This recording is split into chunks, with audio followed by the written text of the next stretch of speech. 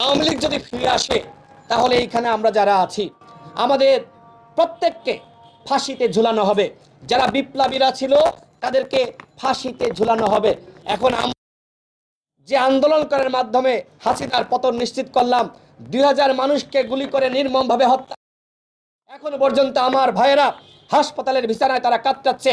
30,000 আহত যোদ্ধা, কোনোভাবেই শহীদের রক্তের সাথে বেইমানি করে আওয়ামী লীগকে আমরা নির্বাচনে অংশ নেওয়ার সুযোগ দিব না। যে কথা বলেছেন আপনি ভুল কথা বলেছেন। গণ অধিকার পরিষদ আওয়ামী লীগের নিষিদ্ধ চাই, জাতীয় পার্টি নিষিদ্ধ চাই, দর্শকদের নিষিদ্ধ চাই। শুধুমাত্র নিষিদ্ধই না, এদেরকে শেখ পরিবারের কাউকে কেন এখনো পর্যন্ত গ্রেফতার করা হচ্ছে না?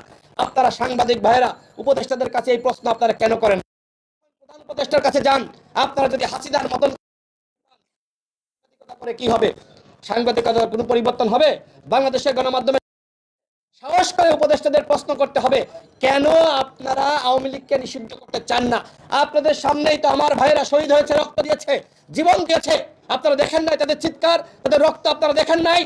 এই রক্তের সাথে বেইমানি করে কোনোভাবে আওয়ামী লীগকে আগামীতে নির্বাচন এবং একই সাথে তাদের সাংগঠনিক পরিচালনা আমরা করতে দিব না।